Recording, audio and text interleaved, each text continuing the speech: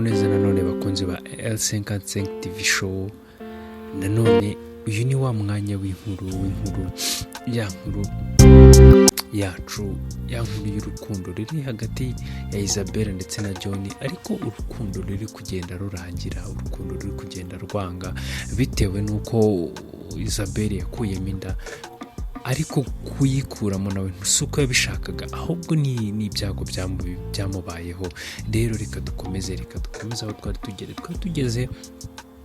John nyine yatashye yasinze, ari gutonganya Isabelle cyane, nyine ari kumubwira ati byanga binoga ntabwo nkigushaka hano, twasize nyine agiye kumusora, amubwira ati ntabwo ngushaka mu rugo rwanjye, byanga binoga nta n'ikindi kintu tugomba kuvugana.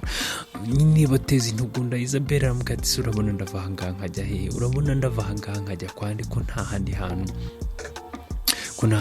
ngomba kuba, nta handi hantu mfite ho kuba, turabona ndabigenza nte. Ndetse na wa mukozi nawe yese aravuga ati bosi, wagabanyije, waretse kurwana, waretse gutonganya mabuja, ko ubona ari ninjoro, mwaretse no kwiteza abaturanyi nyine. Ariko John we yewana yarakaye, yari umujinya, avuye kwa wa mukobwa w'inshuti ya Isabelle, afashe umwanzuro ko aje kwirukana Isabelle nyine mu rugo iwana. Ubwo nyine umukozi yarakomeje aramubwira ati boss, gerageza wihangane. Noneho John aramubwira ati winsakuriza, wowe ubundi ngira inama nkandi, we kuri umukozi wanjye, akazi hano ushinzwe nako koza ibyombo, nako kukoropa hano, nta kazi ko mu rugo, wowe ushinzwe kungira inama z'uburyo nyobora urugo rwanjye. Ati wasanga wari unabifitemo n'uruhare kugira ngo umwana wanjye abe yapfa, abe yabura ubuzima. Ati ibyo ngibyo rero ntabwo ngomba kubyumva, byanga binoga wowe Isabelle ugomba kuva hano, byanga binoga singushaka hano. Noneho Isabelle aramubwira ati basi reka turyame ibi turaza kubivuganaho mu gitondo. Gusa John aramubwira ati nta kintu cyo kuvuganaho gihari, nta n'ibindi bintu byinshi tugomba kuvuganaho, wowe ugomba kuva hano byanga binoga. Ati reka nze noneho nanabikwereke ko ndi seriye, noneho genda uzinga ibintu byawe byose, cyangwa niba byanakunaniye umbwire mbikuzingira uve hano ugende, kuko ntabwo nkigushaka hano, ntabwo ngushaka kandi nta nubwo ngukeneye mu buzima bwanjye, mbabarira. Nuko nyine niko bimeze, nta n'ikindi kintu, nta n'ibindi bintu byinshi tuvugana. Yahise amubwira ati noneho rero sasa ndabona ukirimo uruzi ngo wenda ndi mu mikino, cyangwa se ndabona ibintu wabigize byoroshye, reka nze nkwereke. Yahise yinjira mu cyumba, aragenda afata ivarisi azingamo utuntu dukeya twa Isabelle, arabizinga byose, aravuga ati aka kanya rero nta kindi kintu tugomba kuvugana, nta n'ibindi bintu byinshi tugomba kuvugana, fata ibyawe byose ugende, niba ari n'agatanya ushaka ujye kundega cyangwa se ukora ibiki, njyewe nta kibazo cy'amafaranga mfite, turagabana, nta bindi bintu byinshi tuvugana. Ubwo rero Isabelle we yarasohotse, aragenda, nta hantu ho kujya afite, nta n'ahantu na hamwe yajya, kuko uri kumva ahantu yagakwiye kujya yaba ari kwa sebukwe, niwe yagakwiye guhungira, ariko kwa sebukwe nta muntu n'umwe umwiyumvamo, ndetse yanagakwiye guhungira ku babyeyi biwe, nta babyeyi bafite. Ariko yibutse ko afite inshuti, yibutse ko afite wa mukobwa Fiye, aramuhamagara amubwira ati bimeze bite, amakuru uti baranyirukanye, wamba bari ukancumbikiraho gatoya. Fiye nyine yigira nk'umuntu, avuga ati gute se bakwirukanye kandi bije bite, aramubwira ati reka nze turabivuganaho.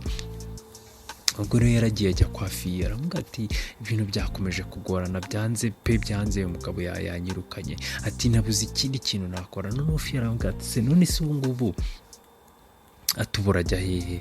Noneho ubwo Jane aramubwira ati nta kibazo pe, niyo naba ndi hano mbaye hano byagaye gatoya, ntacyo byabintwaye, njye nta kibazo byabintwaye, niyo byibura naba ngukorera akazi ko mu rugo, nta kibazo pe, nta kibazo. Niyo wanyishyura nako niyo utananyishyura nkajya nkukorera akazi ko mu rugo, nkagutekera, wenda hari igihe nawe uri uva mu kazi wananiwe, nta kibazo, byibura ukaba umpaye icumbi, ukaba umpaye ahantu ndabamba.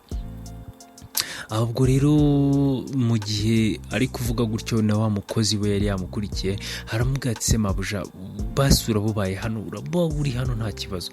Noneho haramubwira ati subira mu rugo, ugenda urebe mu rugo, urebe ibintu byose byo mu rugo byiteho, njye ubwo nyine nta kundi ndaba ndi hano, nta handi hantu ndi bugenda abandi hano, we ntugire ikibazo. Ubwo rero mu gihe bimeze gutyo, Isabelle ari kubwira nyine uwo mukozi Fiye, nawe yaramubwiye ati se noneho njyewe nanjye mba hano nkodesha, ati nta kibazo, wenda turaba tubanye by'igihe gitoya, ariko wumve ngo nanjye nari ndi gupanga kwimuka, nari ndi gupanga kujya gukorera ahandi hantu hatari aha. Ubwo rero ntabwo nzi ukuntu turi buze kubyaranja, ntabwo nzi ukuntu biri buze kugenda. Isabelle aramubwira ati ariko niyo wajya no gukorera ahandi njye wansigamo hano nta kibazo, wansigamo hano wowe ukazajya wenda uza utaha ukaza unsangamo hano. Noneho Fiya aramubwira ati ikibazo si ukugusigamo hano, ati nakoreka tubyihoreye, ndabizi urananiwe, ndabizi urananiwe byanga binoga, ushobora no kuba wenda utari waryamye, ahubwo reka turyame noneho wowe ejo tuzabivuganaho neza, dupaga ukuntu byagenda byose, tuzabivuganaho nimva mu kazi ko nzava mu kazi hakiri kare, ibyo tuzabivuganaho wowe ntugire ikibazo byanga binoga. Ubwo rero bararyamye buracya. Mu gitondo tugaruka kwa Aime yarabyutse, arabyuka abwira umukozi we ati wampanaguriye inkweto. Umukozi aramubwira ati nabisoje nta kibazo, ushatse wowe wakwitegura ukajya mu kazi. Aramubwira ati ariko mbere yo kujya mu kazi ndashaka kubanza guca kwa Grafrere nkabanza nkamureba nyine tukavugana. Umukozi aramubwira ati nta kibazo, ibintu byose biri tayari, wowe usigaje gufata breakfast ukaza ukajya kumureba nta kibazo, ibintu byose njye nabitunganyije. Ubwo rero yaragiye ararya, arangije ahita akomeza kwa Grafrere, baragenda arakomanga. Komanze wa muhungu aza kumukingurira, aramubwira ati waje se bimeze bite, uko wagiye ugatinda. Umuhungu aramubwira ati nagize ibibazo mu rugo hari havutse ibibazo, dore none naje nsanga hari ibindi birengejeho hano. Ntuzayimara aramubwira ati sha waragiye, ibibazo biraza hano, hateye ibibazo, hari rwaserera, ntuza noneho serera noneho nibwo zaza ibintu hano, nibwo byakomera, nibwo ibintu byaba ibibazo. Ati none ubu ngubu na mabuja ntakiri muri uru rugo, nawe yagiye. Ati ibibazo ni ibibazo hano, ibibazo birakomeye.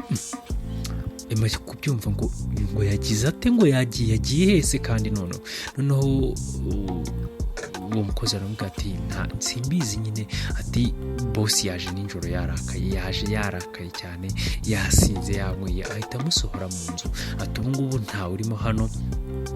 Ati cyo kora wa mushuti w'umukobwa wa wundi sinzi niba muzi bitafiye, niwe wabaye mucumbikiye, niho hari nyine, niho yabaye acumbitse nyine, ubu ngubu niho ari kuba. Ati gusa ibintu bibera hano njye ntabwo mbabyumva. Yise yinjira avuga ati Grafrere noneho turabonana. Ahita agenda aramukomangira n'umujinya mwinshi, aramukomangira. Noneho John abyuka nawe yise avuga ati ariko sinakubwiye ko nagushaka, nakubwiye ngo singushaka hano, genda, ntabwo nyishaka kubana nawe, ntabwo nyishaka kukumva, nta nubwo nyishaka kumva n'ijambo na rimwe riguturutseho, nakubwiye ngo genda. Mu gukingura ariko agikingura abona ni Aime Petit Frere. Aramubwira ati uramara iki hano kandi. Ubwo Petit Frere aramubwira ati akose ibintu burimo ni ibiki nyine, uri mu biki ko ndeba ibintu burimo ntazi ibyo ari byo. Aramubwira ati umugore wawe ngo wamushyizeho, ngo byagenze bite. Noneho John aramubwira ati njyewe umugore wanjye namwirukanye, nta kintu na kimwe nshaka kizongera kuduhuza, nta kintu na kimwe nshaka tuzongera guhuriraho.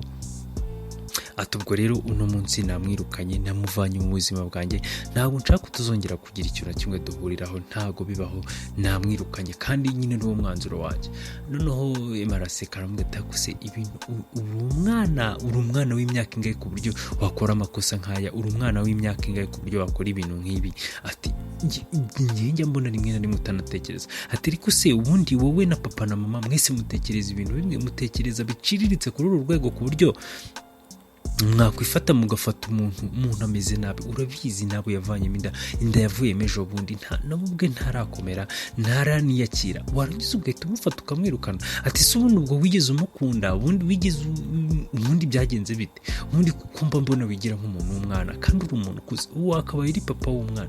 Ese byihorere reka tuvuge yiba nk'umwana wawe ariho aka kanya akabona uri kwirukana nyina, byari kugenda gute? Noneho John aramubwira ati nyine yaba akiriho se tuba dufitanye ikihe kibazo? Nta kibazo kiba gihari iyo umwana wanjye ariho, nta n'ikibazo rero twari kuba dufitanye, nta nubwo mba ndi kumwirukana aka kanya iyo umwana wanjye akiriho, ariko nyine impamvu ndi kubikora nuko akiriho. Ati ariko waba uzi kubyara umwana, uzi ngo ugiye kubyara umwana, ibintu byose biri ku murongo, waratangiye kugura udufariso, waratangiye kumutegurira igitanda, waratangiye kumutegurira icyumba cy'ahantu azaba, warangiza ukajya kumva ukumva ngo uwo mwana arapfuye, ngo umwana aramubuze, hejuru y'uburangare bw'ikigoryi cy'umugore kitazi no kuba cyanavuga ati wenda ngenda twitereka nitware gutya na gutya. Noneho Emma aravuga ati ariko wagerageje kurara umugore wawe kumutuka gutya nawe uri kwisebya, kuko niba ari ikigoryi wowe ugiye kumushaka ureba he, ubwo bivuze ngo nawe rero uri ikigoryi kuko wagiye kumushaka. Niba waragiye gushaka umugore wawe ukamushaka ari ikigoryi, ubwo bivuze ngo nawe uri ikigoryi. Ubwo rero nawe uba uri kwisebya ahangaha, uri kugaragaza ibintu, uri kugaragaza imico idakwiye pe. Gerageza wumve umugore wawe, mushyire hamwe. Ndabizi byanga binoga, hari imyaka yari ishize mutabyara, wenda ibintu byaranze, yego nabwo ntibyari bimeze neza, ariko byibura hari ikimenyetso cy'uko niba mwari munabonye n'ayo mahirwe yo kuba wenda mwabyara, niba mwari mubonye n'ayo mahirwe, ni uko nyine wenda n'ubutaha mushobora kuzabikora, mushobora kuzagerageza bigakunda. Rero nta wamenya, birashoboka ko byanga binoga mushobora kuzabyara undi mwana, cyangwa se mukaba mwashaka ubundi buryo nyine mubikoramo. Ariko umwanzuro uhari, umwanzuro ugaragara ufatika, ntabwo ari ukwirukana umugore wawe. Ntabwo ibingibi nabigushyigikiramo pe, ntabwo nabigushyigikiramo. Noneho John aramubwira ati rero kubinshyigikiramo kwawe cyangwa se kutabinshyigikiramo nta kintu bimaze, ndetse nta n'ikintu bivuze aka kanya. Ikintu ngewe nafasheho umwanzuro ni uko njye n'umugore wanjye tugomba gutandukana, kandi ntacyo wabikoraho, nta n'icyo wabikoraho. Kandi noneho niba wumva ufite n'ikibazo, uri umusore ufite amafaranga, ufite ubuzima bwawe, niba wumva umugira impuhwe, genda mubane, njye nta kintu ngishaka kuvugana nawe. Emma aramubwira ati ariko se pe nugirafure uri seriye, ibintu uri muri seriye pe, uri kumva uri seriye? John aramubwira ati ndi seriye kandi cyane, kandi ikindi ibintu ndi kukubwira nibyo 100%. Umugore namwirukanye, kuba namwirukanye mbishaka. Rero sinyishaka kubana nawe, sinyishaka kumva n'amakuru yiwe, sinyishaka no kumva buri kimwe cyose kiri kuva kuri we. Ubwo rero niba wumva umushaka rwose, ugende umutware, cyangwa se niba hari n'inshuti yawe imushaka, igende umutware, cyangwa se niba hari na se umushaka, agende amutware. Njye nta kintu na kimwe nyishaka kuvugana nawe, nta kintu nyishaka kuvugana nawe habe na gitoya. Noneho akivuga gutyo nyine, akivuga ayo magambo, Emi yahise yivamo ingumi, wanamukubita ingumi ya danje. Aramubwira ati ubu uri mu bugoryi. Noneho noza John nawe ahaguruka ashaka kumutera indi nyine, mu gihe agiye kuyimutera wa mukozi abaraje yitambikamo hagati ajya kubakiza. Mu gihe bari guserera gutyo bafatanye, wenda bari kurwana, nyine umukozi bamujugunye hirya bafatanye bagiye guserera. Papa na mama nabo babo bahita bagaruka, nyine bari baje kureba, kuko uri kumva baraye bababwiye ngo John yabuze, ntawe uhari, ntawe yigeze ataha. Ewana nabo bari babyutse baza kureba, bavuga ati se umwana bimeze bite, yaje gutaha byagenze gute? Ubwo rero baraje bakiza, basanga ibintu byakomeye, basanga umuriro watse hagati y'abana babo, bari guserera, bari kurwana. Babajyamo hagati, mama wabo arisaza nyine, ajyamo hagati aravuga ati ko muri ibigoryi ku buryo mu Rwanda mukageza kuri uru rwego, abantu bakuru bafite ubwenge, harimo n'uwubatse, mukarwana gutya nk'abana b'impinja, mu ngaro za ntambara zanyu za kera. Ntabwo ibintu mba mbyumva.